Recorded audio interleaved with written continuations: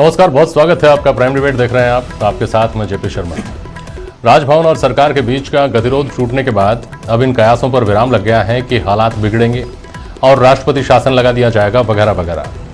अब दोनों खेमों के लिए चुनौती इस बात की है कि आज 30 तारीख से लेकर सदन के आहूत होने और शक्ति परीक्षण होने तक अपने अपने कैंप के नंबर्स को बरकरार रखा जाए, बल्कि उसमें इजाफा कैसे हो इस पर काम किया जाए।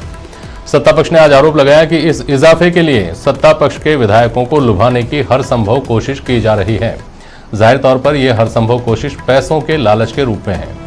यही आरोप सचिन कैंप के विधायक सत्ता पक्ष पर लगाते रहे हैं।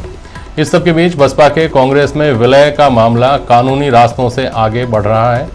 मदन दिलावर की शुरू की कानूनी लड़ाई में बसपा कूद चुकी है। ये कानूनी लड़ाई विधानसभा में पार्टीज के गणित को कैसे बदलेगी, कैसे बिगाड़ेगी, ये अभी आगे की बात है। असली संघर्ष बहरहाल नंबर्स को बचाए रखने का है। तो सियासत की हवा क्या कहती है, आज इस पर प्राइम डिबेट में बहस होगी। पहले ये रिपोर्ट।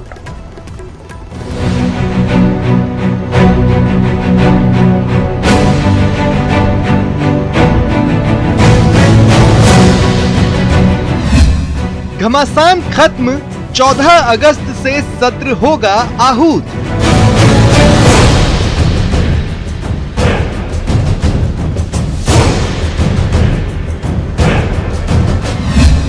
संवैधानिक मर्यादाओं की हुई बात, लगे कई आरोप।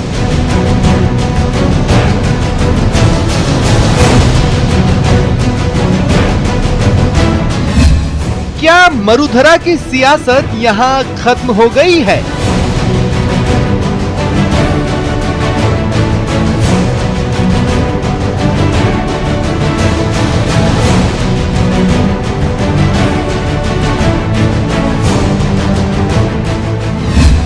सियासत के संग्राम में कौन किस पर भारी?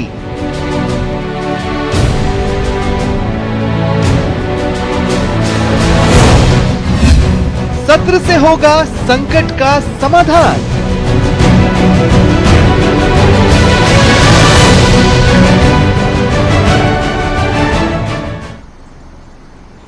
प्राइम डिबेट में आज हमारे साथ पूर्व मंत्री वरिष्ठ भाजपाई मदन दिलावर साहब हैं, वरिष्ठ अधिवक्ता ए.के. जैन साहब हमारे साथ हैं और वरिष्ठ पत्रकार ओम सैनी जी हैं हमारे साथ।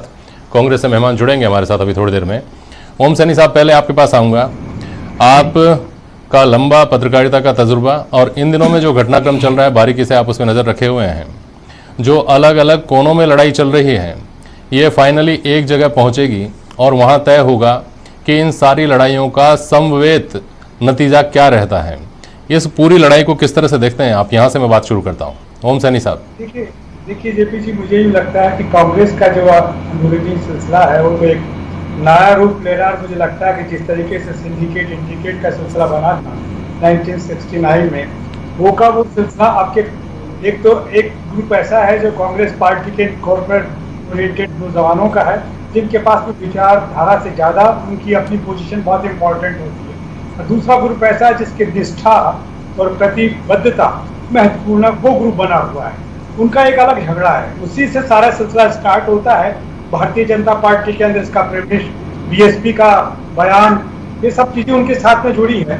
अब उसमें मुझे लगता ये है कि अभी तक का जो बाजी है वो तो ऐसा लगता है कि बैनेट लेकर के और सत्ताधारी दल जो है वो आगे चल रहा है। लेकिन क्या स्थितियां बन जाएगी, जैसे कि आज का सीन था कि साहब जो रिट याचिका रद्द हो चुकी थी उसको वापस स्वीकार किया जो मदन दिलावर जी साहब की, और उस पर क्या फैसला आता है। हालांकि 10वीं अनुसूची में जो सीन है वो तो जैसा बताएंगे, उसमें कोई परिवर्तन होने की संभावना नजर नहीं आती। और उसमें ऐसा नहीं हो सकता कि सुप्रीम कोर्ट बैठ करके और यूपी के अंदर बैठ करके और पूरी पार्टी को कंट्रोल करता है। उसकी क्रांति अपनी स्थिति, और क्रांति स्थिति के अंदर जो चीफ विप है वही सारा फैसला तय करता है। जब पूरी पार्टी चली गई, पूरी की पूरी यूनिटी चली गई कांग्रेस के अंदर, तो कुछ बचता नहीं है। बहरहाल कानून के कई रास्ते होते हैं, विधि जुबान पे पता नहीं क्या क्या इसका अर्थ निकलेगा, वो अलग नजर आता है। साथ साथ में जो मुख्यमंत्री फरमा रहे हैं कि जिस तरीके से पैसा दिया जा रहा है और जो अब खुली खैप का सिलसिला कि जो लोग अभी जिन्होंने एक किस्त ली है और जो बाकी के लिए तो वो किस्त और बढ़ जाएगी। और ये राजनीति का एक अलग अलग दृश्य है जो बड़ा खुल करके सामने आ रहा है। इसके नतीजे क्या होंगे वो तो आने वाला वक्त बताएगा, लेकिन लग ये रहा है कि मॉरलिटी का कोई सीन रहा नहीं, कमिटमेंट का कोई सीन रहा नहीं, निष्ठा का कोई सीन रहा नहीं। और कहाँ भारतीय जनता पार्टी क्यों कूदी, जिसको कैलाश मेघवाल साहब ने रिजेक्ट किया, गुलाब जी ने भी एक तक में कुछ कहा, ये सब और हमें मालूम तो है, लेकिन हम चूंकि स्थापित नहीं कर सकते इसलिए कुछ बोल नहीं सकते। ठीक है। मदन दिलावर साहब, आप इस सारी लड़ाई का क्या नतीजा देखते हैं साहब? वैसे इनकी लड़ाई से हमारा कोई लेना देना नहीं है, परंतु क्योंकि मैं तो स्वयं इसलिए गया हूँ 6 मार्च को ही माननीय विधानसभा अध्यक्ष महोदय उनके पास ये निवेदन करने गया था कि जो विलय हुआ है ये बसपा और बसपा के विधायकों का कांग्रेस में, ये नियम विरुद्ध है, असंवैधानिक है। हाँ। और इसी बात को लेकर के हाई कोर्ट में मैंने निवेदन किया है कि ये विलय गलत है। हाँ। और इसको निरस्त किया जाना चाहिए, विलय को निरस्त किया जाना चाहिए। अब मुझे लगता है कि क्योंकि कानून नियम और हमारे जो वकीलों ने दलील दी है अदालत में, उससे सब देखते हुए लगता है कि ये हमारे पक्ष में पेश लाएगा, यानी निरस्त होगा ये। और मुझे लगता है कि माननीय न्यायालय ने भी इसको गंभीरता से लेकर के और विधानसभा अध्यक्ष जी को, विधानसभा सचिव जी को और बीएसपी के सभी विधायकों को जिनका विलय हुआ है उनको नोटिस जारी किए। नहीं तो फिर क्या आपका मतलब विलय निरस्त होगा, इतनी बात है ना? हाँ, विलय निरस्त होगा। हाँ, चलिए, मतलब बेस्ट पॉसिबल जो आपके लिए हो सकता है, सबसे बेहतर संभावना आपके लिए जो हो सकती है वो ये है कि विलय निरस्त हो जाता है।